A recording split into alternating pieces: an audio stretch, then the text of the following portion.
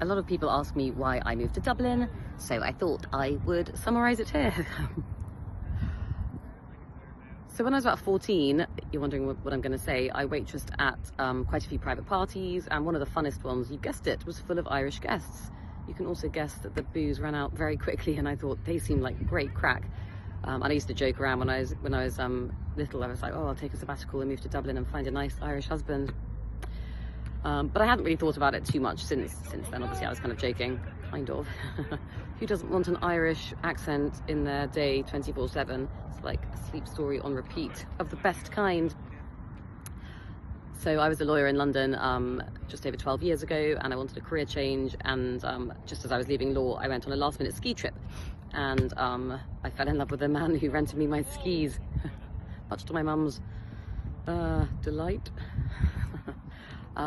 Anyway, so I moved to Chamonix for a couple of years after a brief stint in Madrid teaching business English to lawyers, which was super fun and a nice way to kind of unwind from essentially the burnout that loads of people in litigation experience.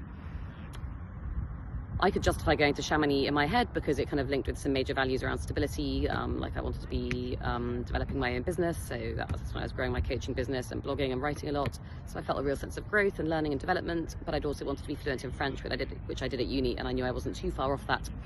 So yeah, that was a wonderful time. I then moved back to Bristol in England with that guy Christoph for a little period to see what he'd think of England. That was basically the wildest place for an adventurer who loved rock climbing and basically doing anything that could kill him. So Bristol didn't quite cut the mustard, and in fact we were a bit too different, wonderful as he was and is. But that was a really high result producing moment in my life. Spending time in Chamonix was spectacular. Helped me connect with nature and adventure and all that stuff that I love, and I guess sort of unleashed the free spirit within that I hadn't been so aware of until that time. If I'd stayed on the law track, I'd probably be in a law firm now in London as a family lawyer, and well, probably like not remotely who I am today, really.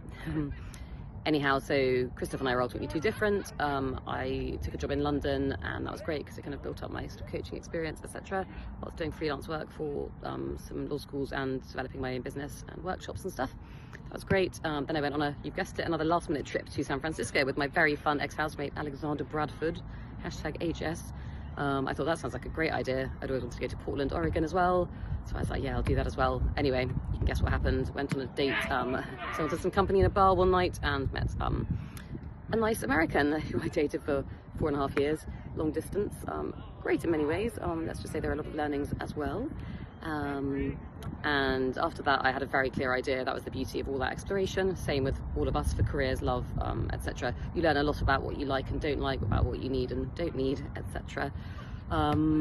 So that was, yeah, some really wonderful times exploring, adventuring and connecting with, yeah, those massive values of mine: travel, adventure, exploring, learning new things, career stuff, developing a business, etc. And living a life very true to my values. Anyway, I digress. So after the American dream came to an end, I basically was very clear on what I liked in a place. I like generally small cities which are ideally near oceans or mountains, either one really, but both is obviously the bomb. So I thought, well, I'll go to Cape Town because I was sort of processing quite a lot of stuff from that relationship end, and that, you know, is a perfect place to do that really. Wild mountains, you know, absolutely spectacular. Anyone that hasn't been to Cape Town, I would thoroughly recommend it. It's just sublime beauty, like absolutely breathtaking. People are very chilled, they're very streetwise, they're easygoing, they're fun, you know. Getting into nature is very normal for everybody there, and I always think people who live next to nature are normally quite grounded, superb individuals, but then also quite manly. Anyway, so at that point, after 6 months there, I thought, okay, where do I want to be? Where can I be without a visa? Because obviously, for some slightly regrettable reason, we voted to leave Brexit in the UK. Otherwise, I probably would have moved to France. Annecy is beautiful near Chamonix, but alas, that was no longer really an option. So I thought, right, it's Cape Town or Dublin probably, and I'd never tried Ireland. But as you know, the 14-year-old version of me thought, that could tick a lot of boxes. And joking aside, it wasn't just the Irish accent, it's also a brilliant, you know, corporate centre. It's really vibrant, really cosmopolitan. There are loads of Europeans here. The Irish are just great crack. I actually really resonate with their spirit. They're very they're quite deep and soulful, but they're kind of light and witty, and you know, every other person is charismatic. They're just brilliant people. I mean, I love America and I love Americans, but for me, the Irish, wow, they're just really freaking untoppable. So I thought I'll come back to England for Christmas, see my mum, or she might get very upset. And I thought, right, now's the time to try Dublin. So I did, and yeah, I kind of fell in love with it, really. Yes, it's not as warm as some parts of America, which I've also always loved as a place to live potentially long term. But yeah, the Irish crack warms you in ways that maybe other nationalities can't, frankly. So here we are in Dublin a year and a half later.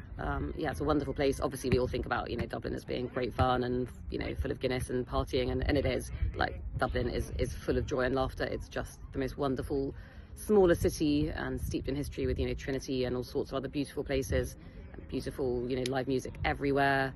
It's really kind of soulful and fun and lively and silly, and, you know, steeped in history with, you know, some of the most amazing authors, you know, known to man as well. Yeats, James Joyce, etc. So it definitely appeals to my poetic soul, you could say, and romantic spirit. And yes, look, here we are on the beach. I mean, literally, that's Dublin. That's the Dublin we don't hear about. Yeah, we've got beautiful beaches, the Wicklow Mountains, and then stunning other areas like, you know, the west of Ireland, which is very popular, Kerry, which everybody loves, and West Cork, and Donegal is spectacular. I mean, Ireland is just the most wonderful place. So that's why I moved to Dublin, and that's probably why I'll be here for the rest of my life, unless I fall in love with someone from another place. I mean, as long as it's not somewhere horribly extreme. Never say never.